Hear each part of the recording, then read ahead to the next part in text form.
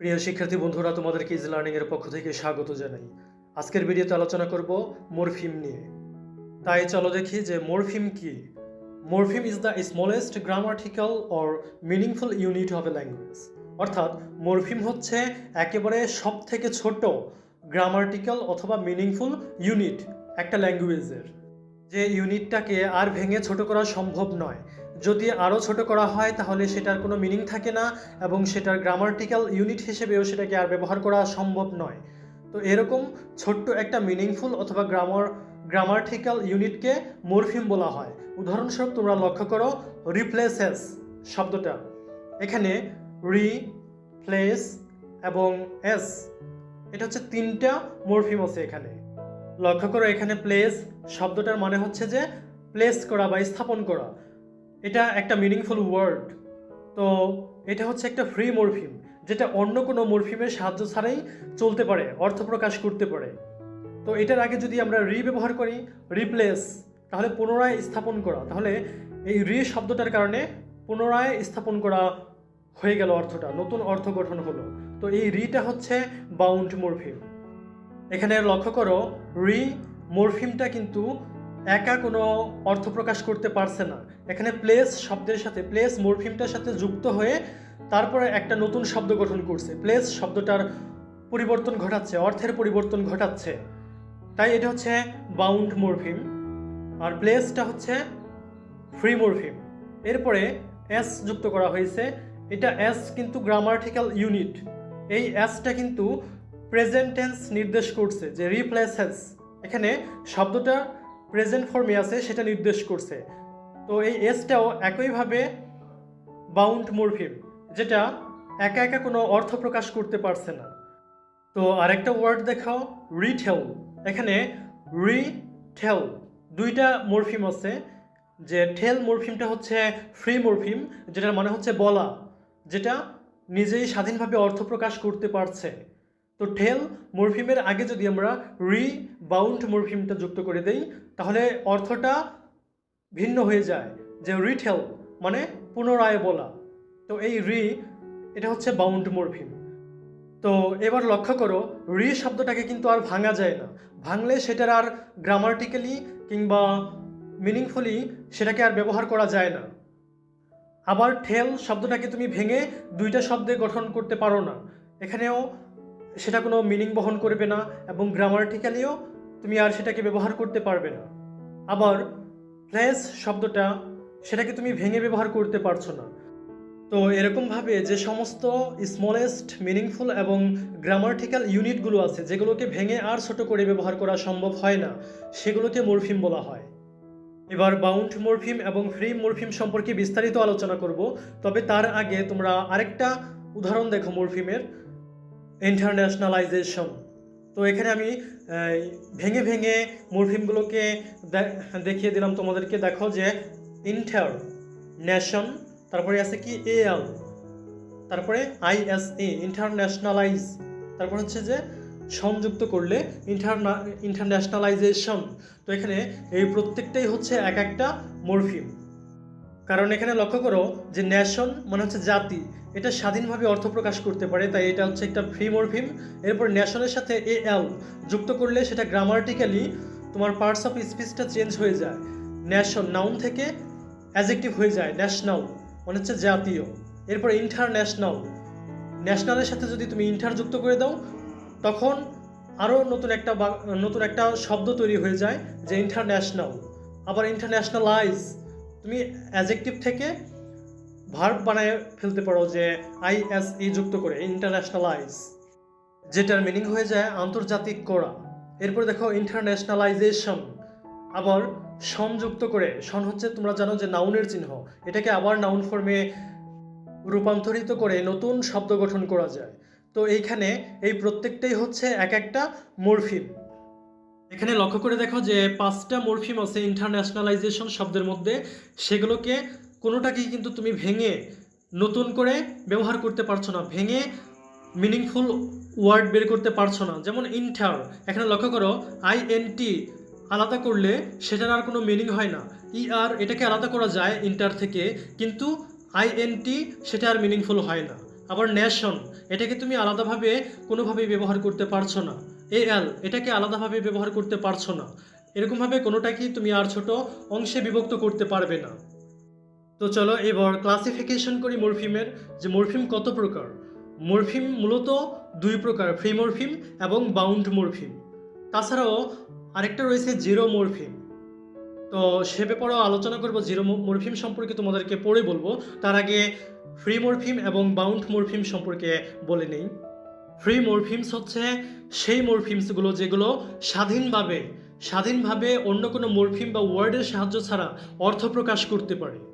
যেমন দেখো যে প্লেস মানে কি স্থাপন করা, এটা হচ্ছে একটা ফ্রি মরফিম। কিংবা ধরো যে ক্যাট, ডগ, রিড, এই যে শব্দগুলো যেগুলোকে ভেঙে আর ছোট করা যায় না, কিন্তু এরা স্বাধীনভাবে অর্থ প্রকাশ করে, তো এই শব্দগুলো হচ্ছে ফ্রি মরফিম। তো ফ্রি মরফিম আবার দুই রকমের হয়, একটা হচ্ছে কন্টেন্ট মরফিম আর একটা হচ্ছে ফাংশন মরফিম। কন্টেন্ট মরফিম সেটা হচ্ছে স্পেসিফিক মিনিং বহন করে, যেমন ক্যাট, ডগ, রিড, গুড, এই ধরনের শব্দগুলো যেগুলো সুস্পষ্ট মিনিং আছে, যে সমস্ত শব্দগুলোর সুনির্দিষ্ট মিনিং হয়, স্পেসিফিক মিনিং হয়, সেগুলো হচ্ছে কন্টেন্ট মরফিমস। আবার ফাংশন মরফিমস হচ্ছে ওই সমস্ত মরফিমস যেগুলোর স্পেসিফিক মিনিং নাই, মানে মিনিংটা অনেকটাই কম স্পেসিফিক, সুনির্দিষ্ট নয়, পুরোপুরিভাবে সুনির্দিষ্ট মিনিং নয়। যেমন ধরো যে প্রিপোজিশন, যে অন, অ্যাট, টু, বাই, এই সমস্ত প্রিপোজিশনগুলোর মিনিং কিন্তু এক এক জায়গায় এক এক রকমের হয়, মানে কম স্পেসিফিক। এগুলো হচ্ছে যে ফাংশন মরফিমস। পার্টস অফ স্পিচ এর দিক থেকে কন্টেন্ট মরফিমসগুলো পড়ে ভার্ব, অ্যাডজেক্টিভ, অ্যাডভার্ব এবং নাউনের মধ্যে। আর ফাংশন মরফিমসগুলো সাধারণত আর্টিকেল, প্রিপোজিশনস, তারপরে অক্সিলারি ভার্ব, এগুলোর মধ্যে পড়ে। এরপর চলো যে বাউন্ড মরফিমস সম্পর্কে বলি। তো বাউন্ড মরফিমস তোমরা আগেই জেনেছো যে যেই মরফিমসগুলো স্বাধীনভাবে অর্থ প্রকাশ করতে পারে না সেগুলো হচ্ছে বাউন্ড মরফিমস। আর এগুলো মূলত হচ্ছে ইনফ্লেকশনাল অ্যান্ড ডেরিভেশনাল অ্যাফিক্সেস। তো অ্যাফিক্স কি? অ্যাফিক্সেস হচ্ছে যে ওই সমস্ত উপাদান যেগুলো শব্দ গঠনে সাহায্য করে, মানে শব্দের এমন সমস্ত উপাদান যেগুলো কোনো রুট ওয়ার্ডের শুরুতে বসে অথবা রুট ওয়ার্ডের সাথে শেষে বসে সাফিক্স বা প্রিফিক্স বলতে পারো, যে সাফিক্স প্রিফিক্সের মতো শুরুতে বসে এবং শেষে বসে নতুন শব্দ গঠন করে, বা শব্দের রূপের পরিবর্তন ঘটায় কিংবা গ্রামাটিক্যাল দিক থেকে পরিবর্তন ঘটায়, সেগুলো হচ্ছে অ্যাফিক্সেস।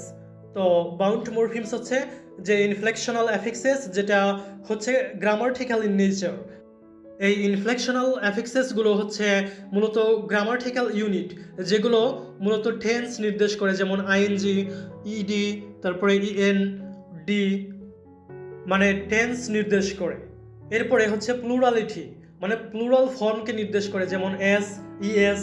আবার ডিগ্রি নির্দেশ করে, ডিগ্রি অফ অ্যাডজেক্টিভস, যেমন ইআর, ইএসটি, কম্পারেটিভ এবং সুপারলেটিভ ডিগ্রি নির্দেশ করে।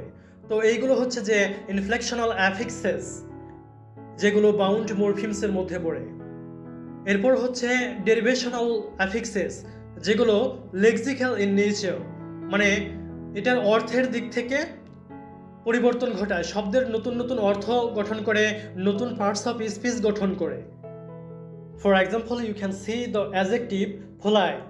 তুমি পোলাইট শব্দটাকে দেখতে পারো, এটার সাথে যদি আমরা একটা ডেরিভেশনাল অ্যাফিক্স যুক্ত করি ly, তাহলে কি হয় যে পোলাইটলি মানে অ্যাডজেক্টিভ থেকে অ্যাডভার্বে রূপান্তরিত হয়ে যায়, পার্টস অফ স্পিচটাই চেঞ্জ হয়ে যায় এবং অর্থের দিক থেকেও এটা পরিবর্তন হয়ে যায়। আবার দেখো জয় শব্দটা হচ্ছে একটা নাউন, এটার সাথে যদি আমরা একটা ডেরিভেশনাল অ্যাফিক্স যুক্ত করি ইএন, শুরুতে যদি ইএন যুক্ত করি তাহলে কি হয় যে এনজয়, উপভোগ করা। তো নাউন থেকে ভার্বে চলে গেল, পার্টস অফ স্পিচটাই পরিবর্তন হয়ে গেল। আবার দেখো যে ন্যাশনাল, ন্যাশনালাইজ, ন্যাশনাল অ্যাডজেক্টিভ থেকে ন্যাশনালাইজ মানে ভার্বে রূপান্তরিত হয়ে গেল। আবার দেখো স্লো, স্লোনেস, তো এখানে দেখো যে অ্যাডজেক্টিভ থেকে নাউনে রূপান্তরিত হয়ে গেল, স্লো থেকে স্লোনেস, নেস ডেরিভেশনাল অ্যাফিক্সটা যুক্ত করার কারণে। তো এরকমভাবে ডেরিভেশনাল অ্যাফিক্সেসগুলো হচ্ছে লেক্সিক্যাল ইন নেচার, অর্থাৎ এই সমস্ত অ্যাফিক্সগুলো যুক্ত হয়ে নতুন অর্থ গঠিত হয়, শব্দের নতুন অর্থ গঠন হয় এবং পার্টস অফ স্পিচের রূপান্তর হয়ে যায়। তাহলে ইনফ্লেকশনাল অ্যাফিক্সের আমরা উদাহরণগুলো পাচ্ছি যে ING, ED, EN, D, S, ES, ER, EST ইত্যাদি। আর ডেরিভেশনাল অ্যাফিক্সের কয়েকটা উদাহরণ দিচ্ছি, সেগুলো হচ্ছে যে নেস, এলওয়াই, আইভিই, টিএস, এসডব্লিউডি হুড, লেস, ডোম ইত্যাদি, এরকম আরও অনেক রয়েছে। তো চলো এবার দেখি যে জিরোমরফিমস কি। জিরোমরফিমস হচ্ছে একটা ওয়ার্ডের মধ্যে দুইটা মরফিম থাকে। যেমন অনেক সময় তোমরা দেখো যে কোনো শব্দ আছে যেগুলোর প্লুরাল ফর্ম একই, মানে সিঙ্গুলার এবং প্লুরাল ফর্ম একই। যেমন ধরো যে শিপ, ডিয়ার, এদের কিন্তু প্লুরাল এবং সিঙ্গুলার ফর্ম একই। তো এখানে শিপ একটা মরফিম যেটা ফনোলজিক্যালি প্রেজেন্ট, মানে যেটা শাব্দিকভাবে দেখা যায়, এবং এস, শিপস, মানে এস একটা মরফিম আছে এখানে যেটা অদৃশ্য, যেটা দেখা যায় না, যেটা ভিজুয়াল নয়, যেটা ফনোলজিক্যালি রিপ্রেজেন্ট করা হয়নি এখানে। তো এই যে শূন্য মরফিমটা আছে, মানে এসটা যে উজ্জ্বল আছে, যেটা ফিজিক্যালি প্রেজেন্ট নয় এখানে, সেটা হচ্ছে জিরোমরফিমস। আর একটু ভালোভাবে বোঝার জন্য উদাহরণটা লক্ষ্য করো। দ্য শিপ আর গ্রেজিং, ভেড়াগুলো ঘাস খাচ্ছে। তো এখানে দেখো যে ভেড়াগুলো মানে শিপ, এই শিপটা কিন্তু প্লুরাল ফর্মে আছে। যেহেতু প্লুরাল ফর্মে আছে, এটার মধ্যে দুটো মরফিমস আছে। একটা হচ্ছে শিপ, যেটা ফনোলজিক্যালি আমরা দেখতে পাচ্ছি, শাব্দিকভাবে যেটার উপস্থাপন করা হয়েছে যেটাকে, এবং একটা প্লুরাল মরফিমস আছে এস, যেটাকে এখানে উজ্জ্বল রাখা হয়েছে, যেটাকে দেখানো হয়নি, মানে যেটা দেখা যাচ্ছে না। যদি এভাবে লেখা হতো দ্য শিপস আর গ্রেজিং, তাহলে তোমরা অবশ্যই লক্ষ্য করতে যে শিপস এখানে দুটো মরফিমস আছে, শিপ এবং এস, দুটো মরফিমস আছে। শিপ হচ্ছে এখানে ফ্রি মরফিম এবং এস হচ্ছে বাউন্ড মরফিম। তো এখানে এসটা হচ্ছে শিপস, মানে শিপের প্লুরাল ফর্মটা গঠন করছে। তো এরকমভাবে যে সমস্ত শব্দে প্লুরাল ফর্মটা দেখা যায় না, মানে একটা ওয়ার্ডের মধ্যেই দুটো করে মরফিম থাকে, একটা দেখা যায় আর প্লুরাল ফর্মটা দেখা যায় না, এসটা উজ্জ্বল থাকে, সেটাকে বলা হয় জিরোমরফিমস। আশা করি তোমরা বুঝতে পারছো। যদি ভিডিওটি ভালো লাগে তাহলে অবশ্যই লাইক, কমেন্ট এবং শেয়ার করবে।